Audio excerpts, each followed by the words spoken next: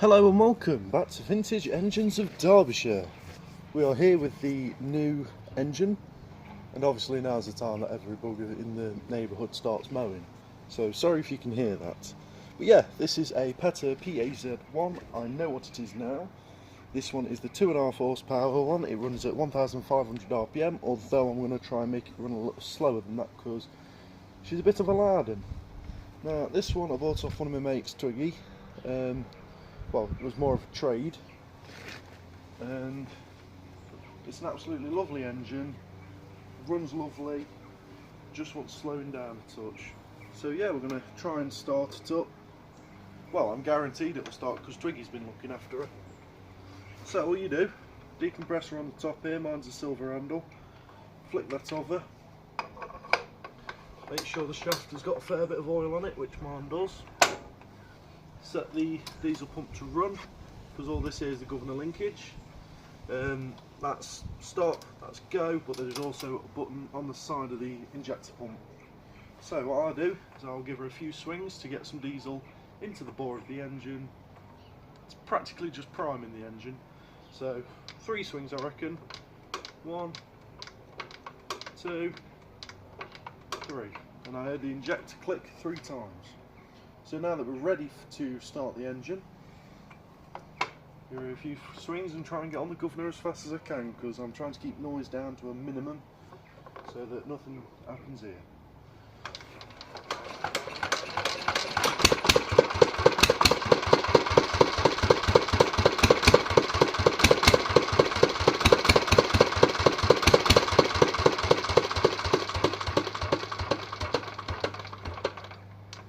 Yeah, she does run. I'm only running her for that amount of time because noise wise it is a loud engine. I have nicked Catherine's exhaust because the exhaust it came with is a damn loud one, which it is. Now I do love pepper pots, but having a pepper pot on this one makes it ridiculously loud. So that's how the engine came to me with this starting handle. I seem to be collecting these at the moment because Catherine's got one, Petta's got one, and the Ruston's got one, the exact same. So there is another 2 engines that you've not seen, well you have seen on this channel but haven't seen going. So if I move this one out of the road, it is a really heavy ass engine, that is, which sometimes is a good thing, which means it won't rattle about, but other times, yeah, it's just a nightmare. Right, so if you give me a second, I'll park the other engine where the Petta was. Right, here it is. This is a charging set, or as I've just known it as, a chore horse. Don't know if that's the right name for them, so yeah. If anyone knows any information about these, drop them in the comments. So, I've not attempted this engine at all, so this one's going to be new for me as well. And to start this one, there is electric start on it, because the generator will also act as a starter motor, because it's just like it's like a Lister Start-O-Matic, but also not like a Start-O-Matic. So yeah, rope start like some of the old Suffolk engines. What I like to do with these is flick them over to possible compression just there, and let's give her a go. Right, nothing. Is there a choke on this engine? Because I don't think there is. Let's give her a few revs and we'll try and notch her down after. It probably would be easier if it had the electric start, but I don't have the battery as of yet. It would help if I spun it over the right way, wouldn't it? Because I was spinning it around the wrong way. Well, I think I was spinning it around the wrong way.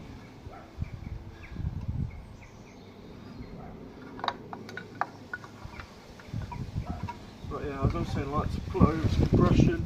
Give her a go.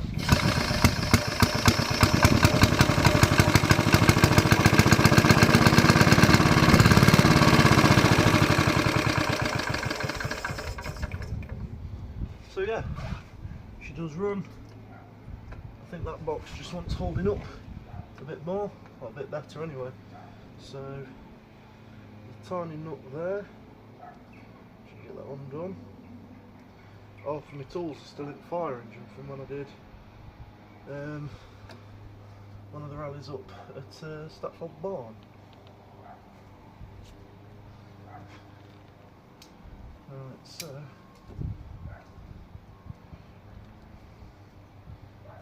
let's see how I can do this. Take that thing off because I don't need that. Try and put that there. Right, so it's slow rev, and we shall see exactly what happens when you start it the correct way. So let's try a few turns because that's probably all it'll need.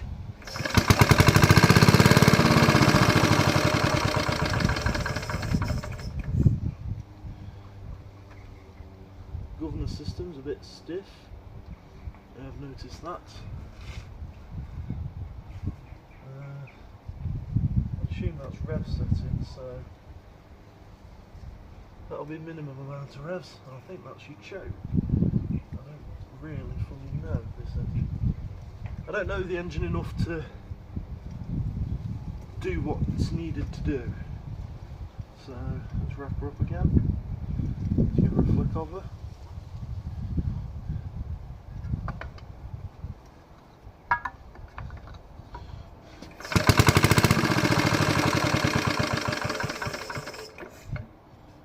So it does run, not for long. So set the this control I've got here, a little wire with a brass end. We'll set that a bit more pulled out. Let's see what difference that makes. But hey ho, let's give it a go. Or it just pulls me back in.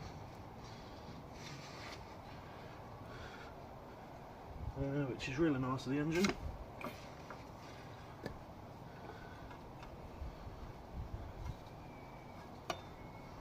So it just shows me that it will run both ways. So it might be a two-stroke.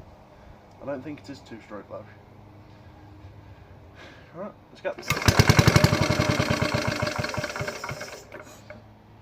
Add a tiny bit more.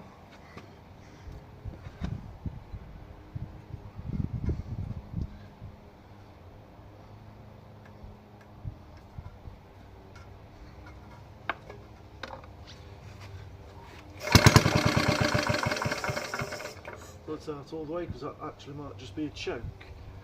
I do not know. So I'll try that again.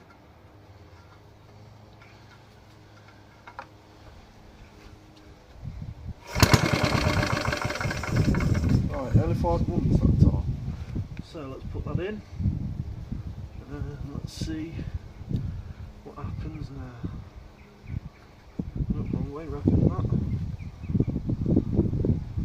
It's going to be so much nicer when the electric starts wired in, because this constant wrapping of the pulley does get fairly boring. So, judging by that, there's barely any fuel getting to her. So, get a tiny bit more on the fuel side of things. And let's see what the crack is now. Thankfully Twiggy's marked me some arrows up on flywheel so that I know which way the engine runs, because if not I would have been stuffed. Pull that out again, let's see what that does. Sorry about the wind. So we have got an absolutely cracking spark on this one. But yeah.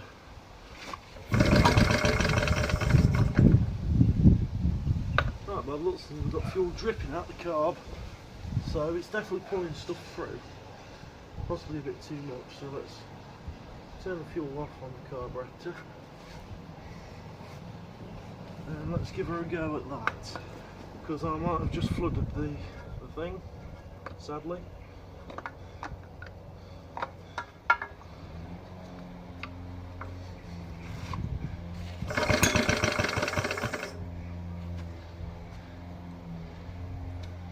Because that seems to be pulling in itself. Keep an eye on that as I pull it over.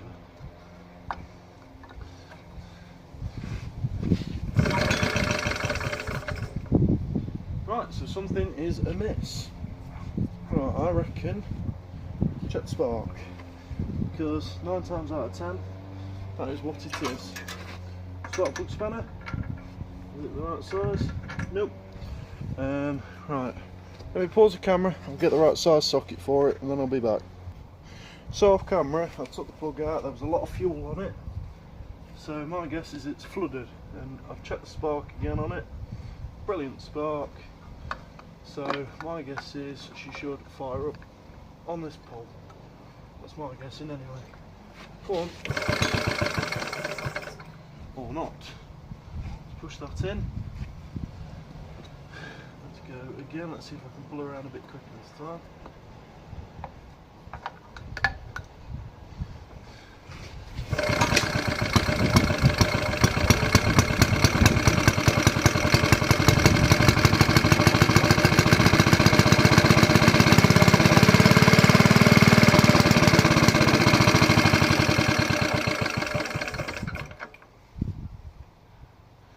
So it'll start up, choke itself. That's probably out of fuel now in there. So I'm going to give that half a turn open. From there, half a turn is about there. Let's see what half a turn does. And a bit of revs on. So I do want to get this one running lovely. I don't want to give it too much fuel, I don't want to give it too many revs, because this is an old engine. This one was probably built in 1942 from what I've been told, but I am going to double check that.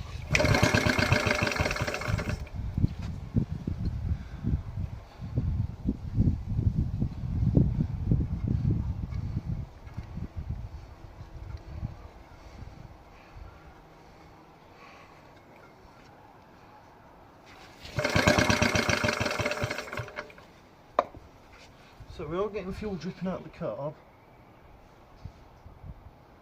which tells me something is amiss. And apparently these run on pressurised tanks, is also what I have been told. So I don't know how that works realistically, so it's going to be new information for me to learn and find out. So I've noticed we have got a little brass screw on the filler cap. I'm trying to break that loose. There we are. Now that could be our gas regulation system, how we monitor how much pressure's built up. And then again, I don't know, because there's no way of air getting up and out of those threads, unless that was originally for a fuel dipstick and they had a dipstick on there. I will never know. But if you have a look on here, so look on my own camera, yep, there's a little brass screw. If I unscrew that, we have got a, see whether you can see that or not. Sorry, my camera skills are terrible. But yeah, we've got a screw with a slot cut out of it, and only about 1/4 of an inch worth of threads. Yeah, that goes inside the cast fuel cap. So, yeah. This engine is unlike any I've ever had before. I think you'll have seen my uncle's Onan, the W3S or W2C, I can never remember which one it is. But that one was a World War II military genset for America. It's basically this, but with another cylinder and a bigger dynamo, and it's crank start, and it will do the electric start. But he's also got, I don't know whether I ever put it on YouTube, it's a very small little Onan, similar size to this, and it's on a similar base to this one as well. but that one started like this one with the rope on the front and on the battery electric starter. So, I don't know really what else I can do without all my tools here, because half of them are still at the other place. I'll tell you what we could do. We could get the third engine. I'll get a chair up, and I need to clean the bore out on that one and sort out the carburettor, because that one, I know how these engines work, but I've never owned a 2 horsepower one, and this one is a 2 horsepower Petter A1. I have asked the Facebook groups if they will date the engines for me, so the cunning people on Facebook are more than likely doing all their research, all the big brainy stuff that I don't yet know how to do. So let me grab this other engine and we shall get cracking. This is another one I got off of Twiggy, and you've seen all 3 of these engines on the channel before, but never running. So we've had the diesel engine running in the background, but this one we haven't had running yet. And there it is. Is it in frame? Slightly off frame, but stick her in the middle again. That should be centre. Ah, that's centre frame. So yeah, this one is a 2 horsepower Petter A1. It's lovely, lovely engine. She just doesn't want to go. So I have tried and tested it. I reckon mag timing is out by a lot, because or even it could be out 180 degrees. So yeah, let me grab a chair and I will relocate the camera, because at the moment you're sat on my spanner rack. So yeah, I'll put you on when I'm all set and sorted. Right, with that, with the A1, I got a bit eager and I took the exhaust off and the spark plug out. So now I think we'll take the cowlings off. I think these bolts are 15. No, it's lower than that. Oh, 13. 13 sounds about right. There we are. So 13 mil. Bloody hell, they're tight. So 13 mil does the job. Crack them loose. I also want to take this fuel line off. The fuel's off there. What are we on here? And 13 mil at the carb. Obviously I don't have all the inch spanners, so I'm having to try and convert them. Well, I'm not going to convert all the bolts to metric. I'm not going to convert any. I'm just going to use the new system instead of the inch system spanners on there. So I've got to convert sizes of the spanners to work on these. They'll come out by hand. Not at all. So yeah, this engine, I don't know what year it is. My guess is 1955, I think. I don't know, I'm unsure. But it's got the Solex carburetor on it. Apparently it wants cleaning, and apparently these are absolutely terrible carbs, from what I have heard from many sources. And I might swap it to a Zenith 24T2, because those carburetors are they're just so much better, so much simpler. Especially my first ever engine was a Petter A1, but it was never a 2 horsepower one. It was the 1 horsepower, which you've seen on this channel, and it is the background to the Midland Railway Static Powerhouse YouTube channel. That's when I first ever painted it green. It looked similar to the diesel's green. So that's when I first did that one up, and I've had that engine now for quite a while. I got given it off of a friend of mine, well, I suppose uncle or something, or soon to be uncle I think. Oh, I don't know no more. Obviously fuel's peeing out at that. That's all just out the line. Have we got that right? Fuel on? Yeah. Yeah, I've got that right. Luckily there's a magneto guard on that, so none of that went onto the magneto. So I'll put the 13mm down there, because I know I'll use that one. Grab the 15mm. In fact, I'll grab the 16, because it'll be a little bit nicer on them fuel pipes. There we go. Just crack that loose, lovely. The 15 will sit on this bolt, but it's a very, very tight fit. Like a zero tolerance fit. So, fuel pipe down here. Fuel tap's off. Put the 16 away. Get the 13mm out again. Start by undoing these bolts. Keep the washers, obviously. And I'm going to put the bolts on the exhaust.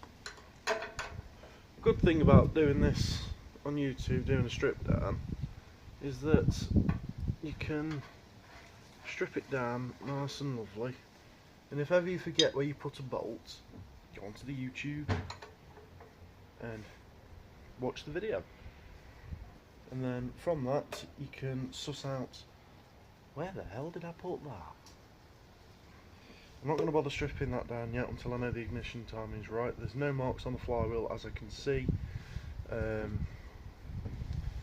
Yeah, I'm going to get this top cowling off, the cylinder head off. I'm going to relap the valves because this has got no compression whatsoever. I'm also going to double check the head gaskets. It's got, by the looks of in here, it's got a composite head gasket. So I might try and dig out a copper gasket for this one, or see whether I can make one with what gasket material I've got left over from doing the gaskets on Catherine. The engines look as though they've all had brand new oil in them, so that's a good thing. Now, I don't believe that this is original paint. I think someone's repainted this because the back plate on this engine is silver.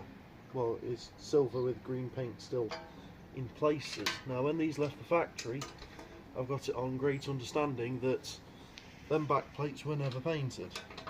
They were always silver. So I do believe this engine has been restored at some point. So yeah, and also the other thing that probably gives it away is the PETA logo. The R was never a capital R. It was one of those backwards R's. So yeah. Go on, you damn tight thing. Ah, I got it.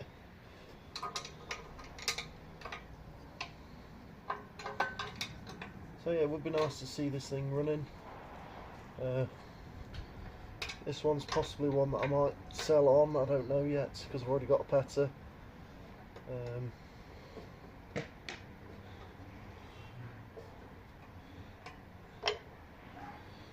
Right, fuel tank's about ready to come off. There's the bolts out, and there's the tank out. So I'm going to rest the tank up there. Got the bolt and the washer that dropped off. It somehow made its way into the cowling. Grab the 13mm spanner. There's another bolt to add to the collection on the exhaust. Now there is one flathead screw on it here, and there is one bolt screw on here, and then there's just a nut holding the front of this cowling on. Another thing that makes me believe that this has had some repairs on it. Yeah, like I said, I don't know when it's had these repairs done, or if ever at all it's had the repairs done. So if I'm right on these ones, you can just back this one off. And yes, I am right. That one there, what mil are we looking at there? A lot smaller than an 11. So let's try a badly printed 6mm. 6, still too small. So we'll go for the... That was a 9mm. Bloody hell. Go for an 8mm. 8mm got it. So yeah. Is this one a brass one? Because if it's brass, it's original. Yep, that's a brass screw. That's an original one.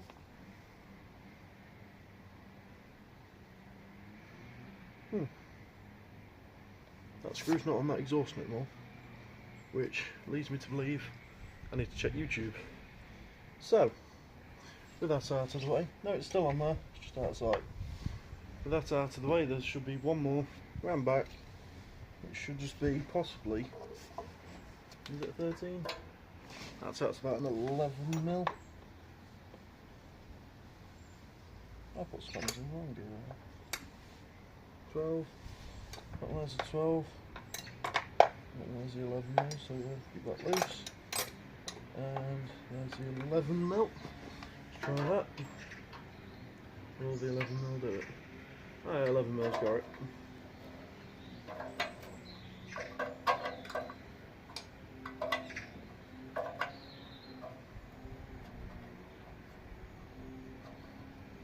And this one is brass as well, so that means that's original. And this should just slide off. Might need to loosen that one off there a bit more, so let's give it a bit more loosening. Unless, is there one around this side? I can't remember. Nope, that should just be this cowling fully undone. To wiggle off. Aha! Cobwebs! Right, so what can we see here apart from cobwebs that have come into the air fins? Well, nothing much, keyway at the top, and I can't see no timing marks on that at all.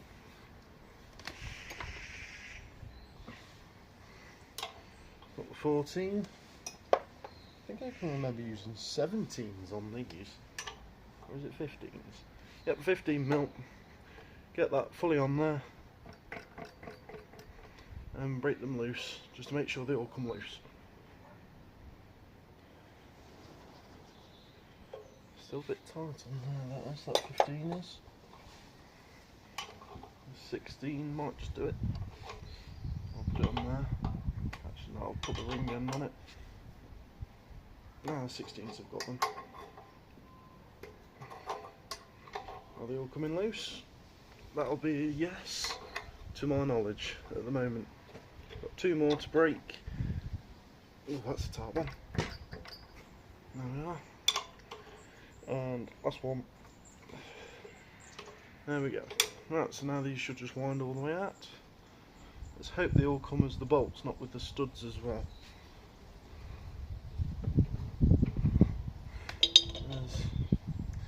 Put these on the trolley actually. That's still tight, that's finger tight. Let's see, I'm guessing bolt.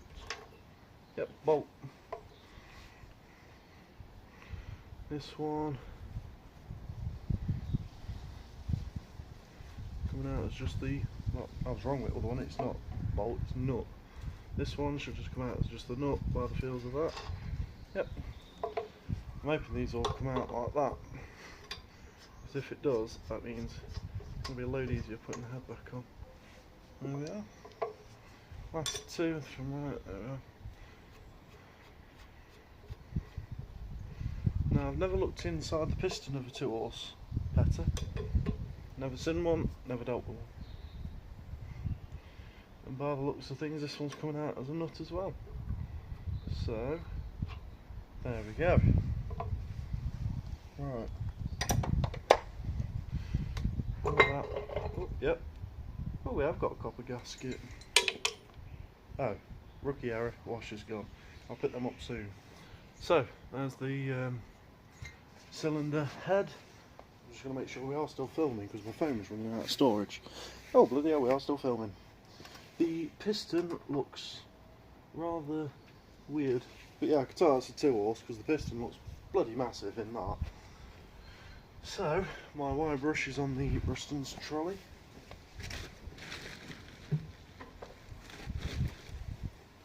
Got the wire brush. Now, a lot of people are going to say, no, don't do that with the head gasket on, and obviously, no, I'm not going to do that. but I was wrong. It does look to be a copper head gasket. Yeah, it's a copper one. So that one can go with the head at the moment. And now I'm going to wire brush these, and I might even be kind to the engine and lap the valves after it's had a nice good clean. Because I reckon, because the engine's got no compression, that's why we're not going.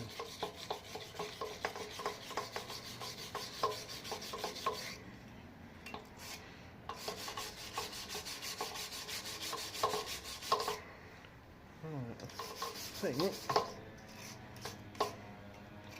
get all this big front skirt off. Let's see if we've got any markings on there. So let's grab a rag, possibly the largest rag in existence.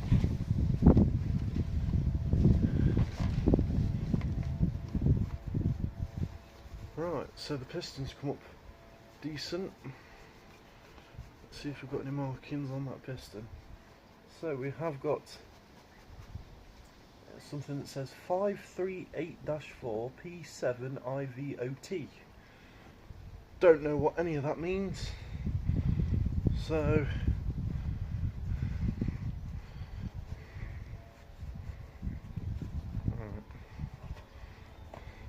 right, let's inspect the bore.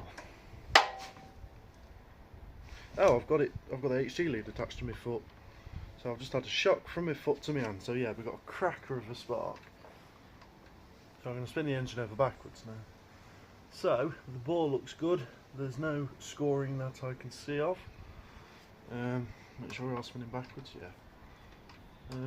There's only a tiny bit of oil on the lip of the bore, which on all the engines I've ever had, that's normal. So, thought I'm touching the HT lead then again. Right, so all those are good. I'm going to get the flat blade and just give the valves a little spin in the seats. Actually, as well, I will inspect the seats on these valves. So on the intake one, we are fairly bumpy on there, so I might throw some valve lapping compound. If the intake exhaust, intake port would stay open. So let's clean the underside of that valve. Oh, very black. Leads me to believe that the valve flash is set wrong. So, yeah. Right, I have got grinding paste. So let's check the other valve, the exhaust. The exhaust valve seat looks gunky as hell. So let's take the cleanest part of my dirty rag. Let's go underneath that valve. It comes up black as hell. So yeah, I'm going to clean them valve seats up, and then I'm going to see what happens. Lower that valve down. Get the top screwdriver. And what I like to do is just do that, and it cleans the valve up, and then the more of the fabric you put under the valve, that spark's damn good. Spark is not even nowhere, so I'm getting shocked left, right and centre on this. What are you doing, Ethan? This should be your job, getting shocked, not mine. So there we are, there's that valve set. It should just be jimmying about enough for that valve seat to clean up as well. So they're fully set down. Spin the valve on the rag, sit it back up without shocking out, and yeah, that valve seat has cleaned up better on the exhaust side. This might need to come off so I can check the valve lash, but what I normally tend to check is when they swap over, so that's shut.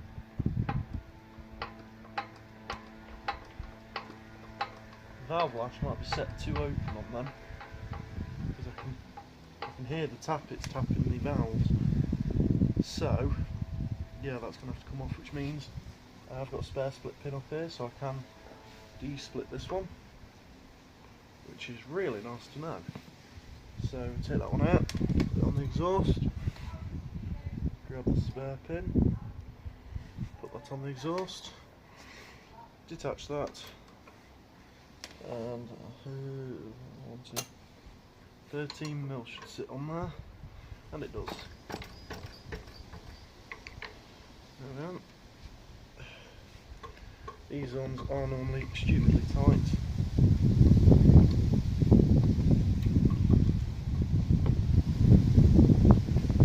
Sorry about the wind again, but I'm afraid I can't control the weather.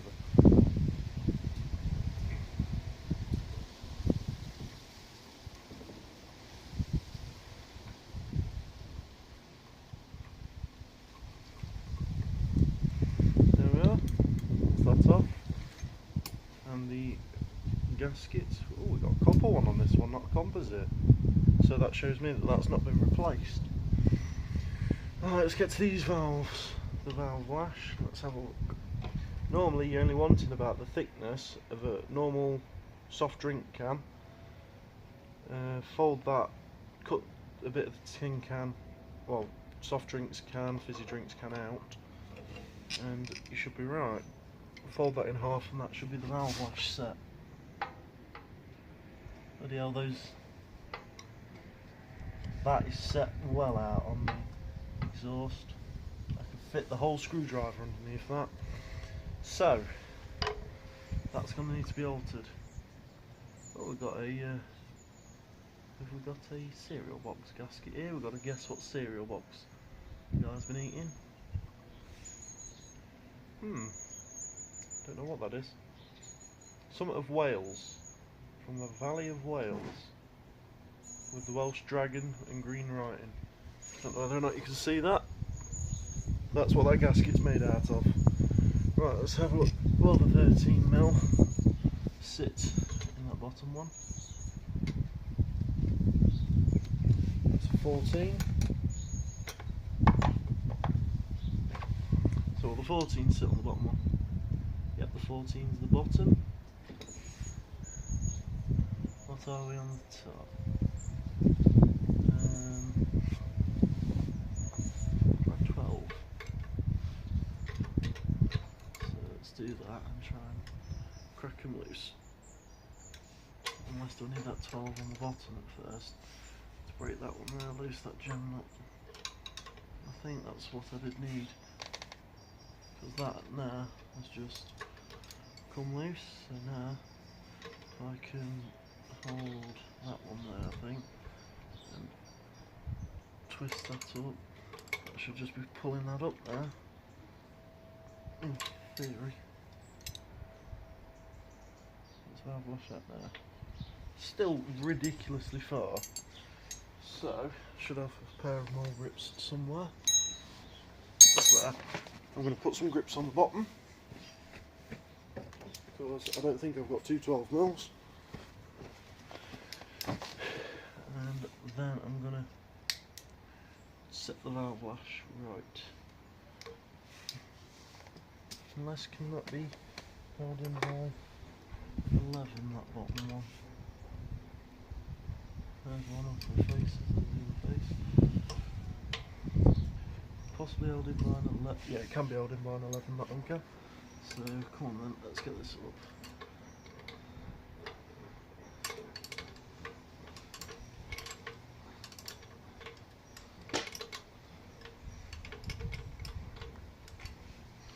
Let's check that valve lash.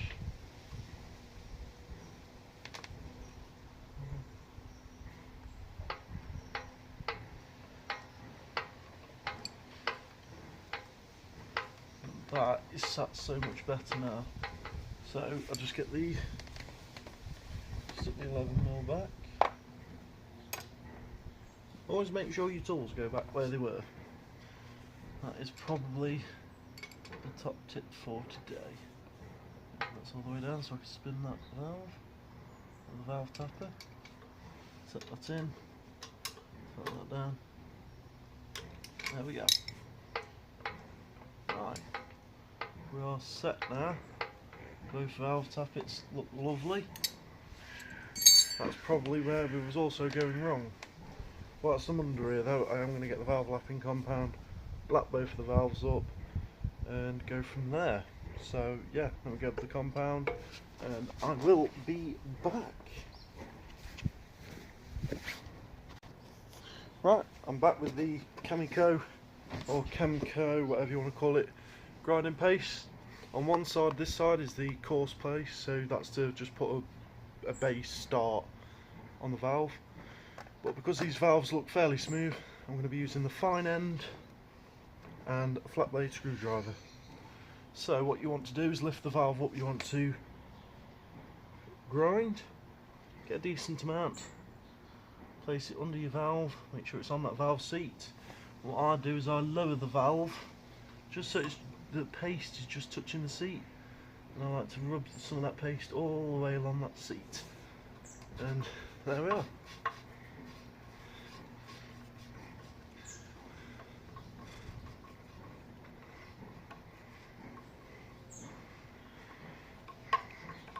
And it's just to pretty much sit here for a fair while, spinning the valves, making sure that there is enough paste going around that valve.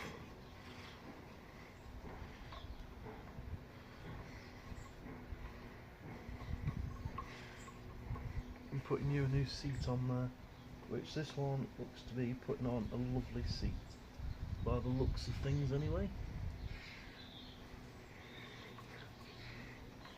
So at times I will lift it up, try and grab some of that paste that hasn't done any grinding, stick it back on my finger, put it back on the valve, plant it down, get grinding with it again. So yeah, pretty much, you damn HT lead. Fold the grease, well, lapping compound back under the valve seat, place it down again and start grinding again. I might just pretty much stick the spark plug on this so it's less of a shock when I do it, so it's got somewhere to arc out on. So put the spark plug down and on, and sit the spark plug somewhere. So now, in theory, yep, there we are. So I'm not getting shocked. So let's find where the valve opens, just there. Grab the rag, set it under the valve, and start polishing up that valve.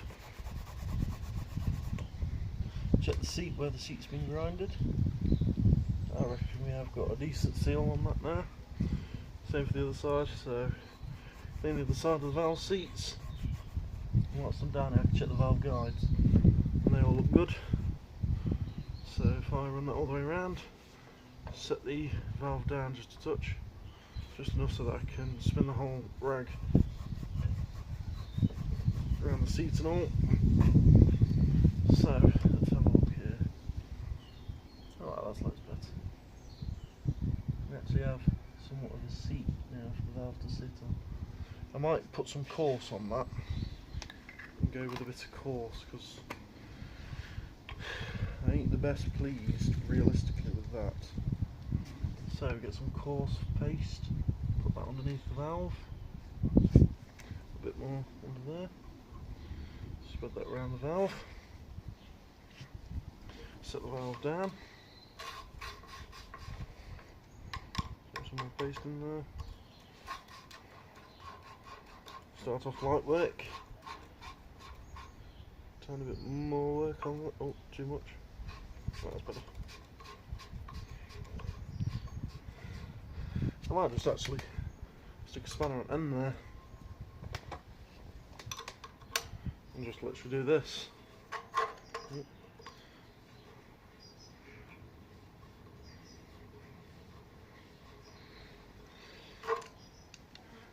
I won't bother filming doing the intake valve because it's just the exact same. So let's have a look at doing that.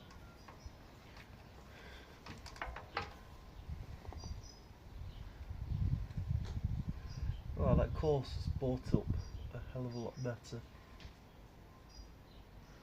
So let's go in with some of this, clean the valve off and the valve seat off.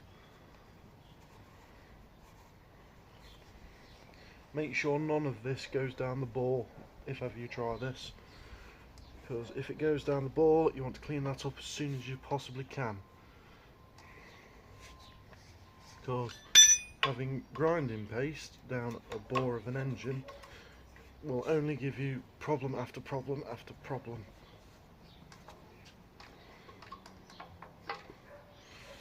So, right. So I reckon now we'll have a better seal.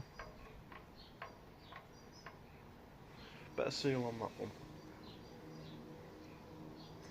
Right, I shall pause it, do the intake, and I shall set you guys back on. Oh, we're already nearly at half hour. Right, this little thing, Twiggy told me that all it wanted was a carburetor sorting and it'd be fine. Wrong. I've done a little bit of work off camera. I've got a little bit annoyed, so I've went inside for a tea, well, for a coffee and a sandwich. Oh yeah, my warm drinks on side still. I've not drank any of that. But anyway, I digress. This gear here was in time with all these other gears. This magneto isn't in time with the engine. So I've taken the back plate off, took this gear out, rotated it however many degrees it needed. I think it was 90 degrees. So that's back on the engine now. I have checked it, it should work. So yeah, now I've got to put the whole back of the back case on. I've got all these nuts and bolts here. So yeah, if I can find a place to set you up, I'll set you up so that I can bolt it all together. So yeah, I'll put you on when I'm all ready, when I've got all these bolts and stuff sorted. Or I'll see what happens. If I bolt it together, you'll see it when it's bolted together. If I can be bothered to get a stand or something, you'll see me put it all together. Anyway, I'll put you on when I'm doing something. Right, so I'm still faffing about with it, trying to get it timed up. I went that way with the gear instead of going this way. So I had it all the magneto put on, and I looked on the flywheel where it was sparking.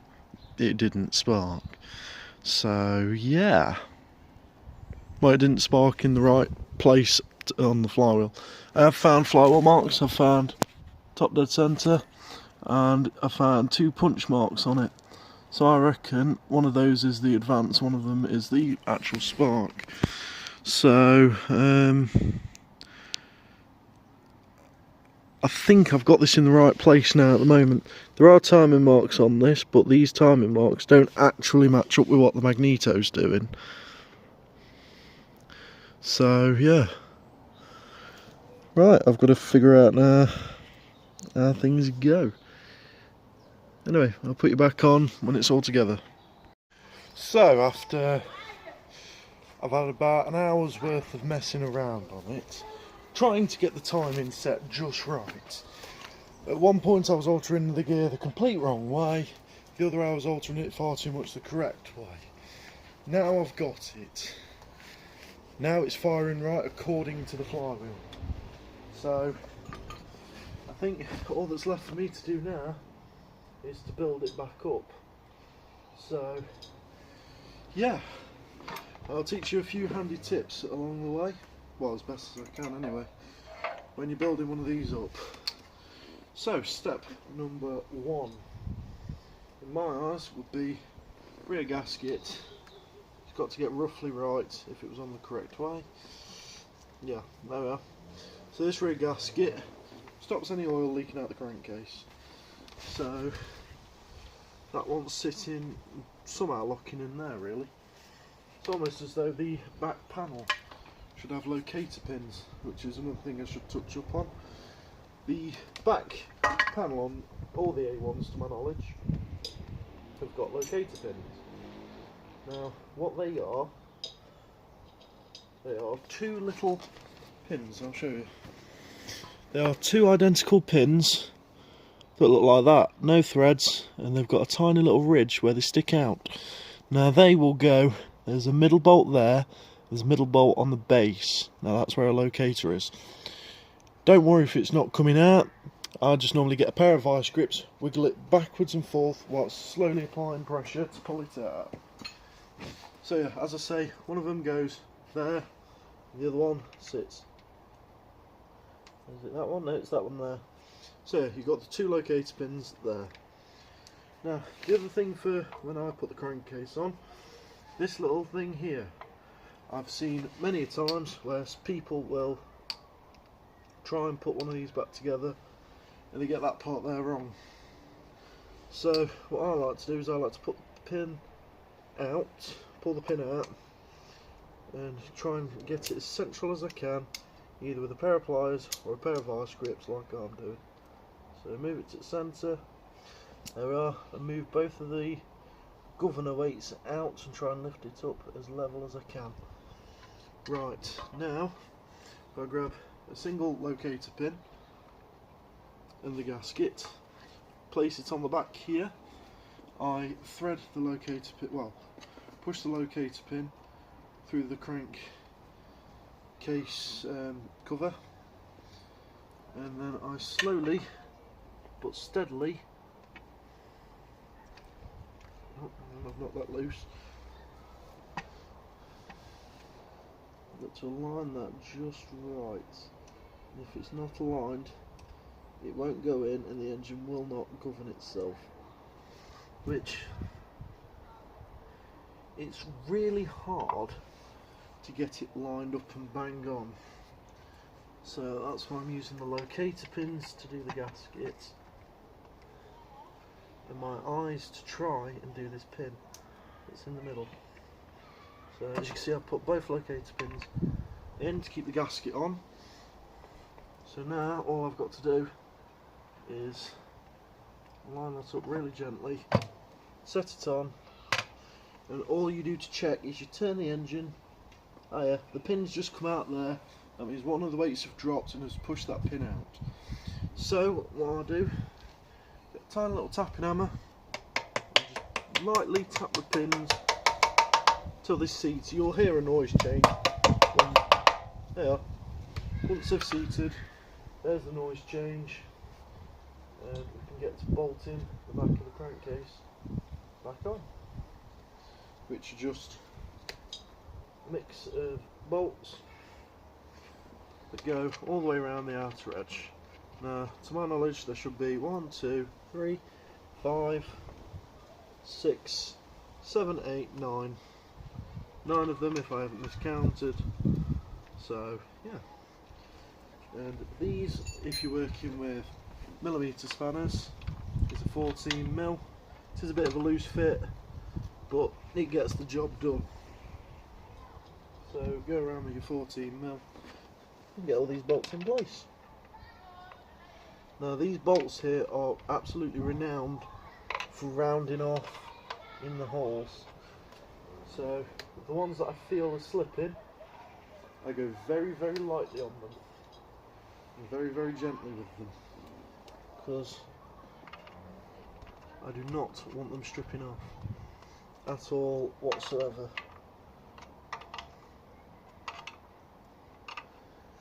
There we are.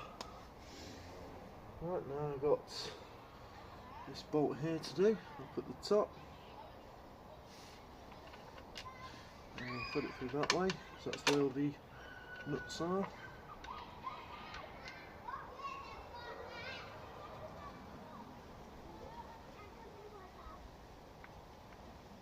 Say I've managed to do all this with the tools I've got. I've just literally got spanners, a flat blade screwdriver, a set of vice grips, a hammer, and that is it. So I've managed to get done what I needed to get done. That is quite surprising. I only go very lightly with the vice grips as well on the bolts, so it doesn't make them horrible. Right, is that all the ones in that I can see? Yep. I'm just going to double check that locator pin, because that doesn't look as though it's in all the way.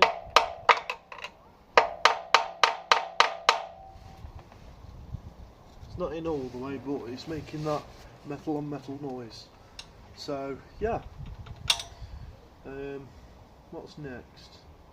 The next job will be the carburettor getting bolted on. So here's our Solex carburettor. It's one that I'm not familiar with, I will admit. I don't know enough about them to tell you about them. So I do apologise on that. I will have to fresh my knowledge up and get my knowledge up to date on the Solex carburettors. So the first thing to go on, obviously, is the gasket. I'm using the old one because it looks quite alright. And it looks as though it'll still make a good seal.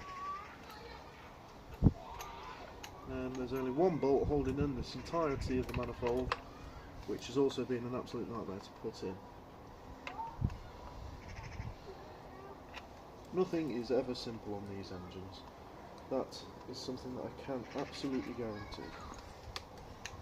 You might think, oh, easy job, 15 minutes max. No, this one's going to take you all day. Because this video is only supposed to be about 10 minutes long. It was just going to be a video on trying to get the little generator running, but we've had that running. Runs fairly well. It just wants the carburettor fettling with, I reckon. But when it does run, it runs decently. So I'm going to bell up a mate of mine who knows a hell of a lot more about them than I do. Nip down to his place, learn a few bits and pieces, and see what is what.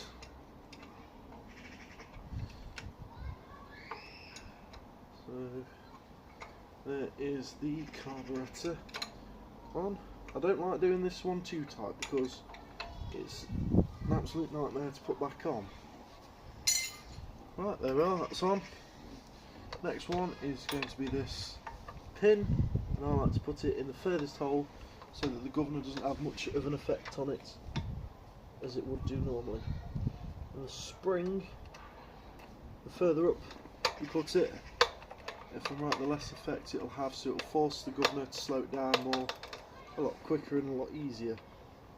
Or you just run it without the spring and you just have it shut all the time, if you're not powering anything, as if. Sometimes people do like to power things with their engines. I am one of them, but I don't have out to power, so I just nip my mate. Right, next job is the magneto cover, which I also dearly love. Ish. Although I'm debating whether to put it on because I need to redo the HT lead, and in fact, let me pause the video a sec and I'm going to see if I've got any of my red HT lead left. Back in a sec. Guess what I found? The red HT lead. We're going to chuck some of that new HT lead on because the old HT lead looks shocking. Well, that's its job, to be shocking. Right, so I'll do this job last because then I can get the proper measurement on it. Right, the next job I'm going to take on is back plate. Well, not take on, just do. Back plate sits on there. And it lines up with those holes there. There was a bolt with a hell of a lot of washers on it that sat there. I think the bolt was too long, so they just crammed a load of washers on it. So yeah, I think they missed a bolt when the last time this was off. And there we are, it's finger tight. We'll tighten all these up with a spanner next.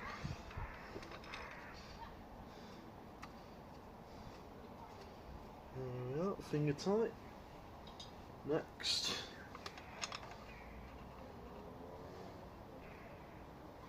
Finger tight. Next one.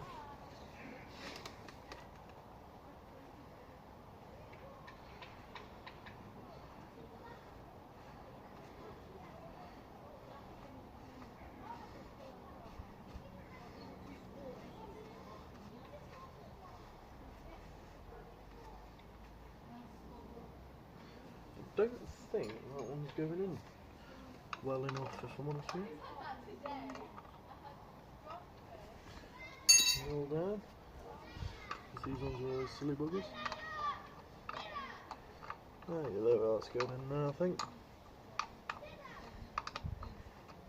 Anyway. I'll just keep going with it till it shrinks down eventually. Oh, I think that is going in. No, actually, I don't think that one is going in. Right, well, we'll put that one in a different hole. I think that's just threaded into the wood. So I'll stick that in this one here, I reckon.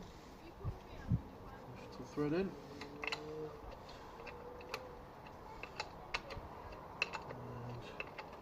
And again, I don't think that's threading into that one, so I think there's something up with that bolt. We'll try it with the last hole. Oh, it's gunked up, that's why. So I don't fancy getting a handful of wire bristles. So fuel is on. Just get a second for fuel to get to the carb. I think I've got it done right. What's your thoughts? You reckon it'll go? Yeah? Right.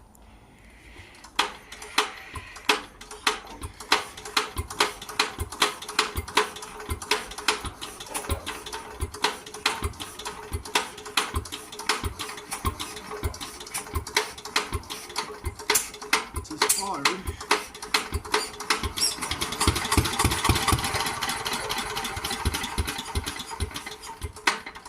It went.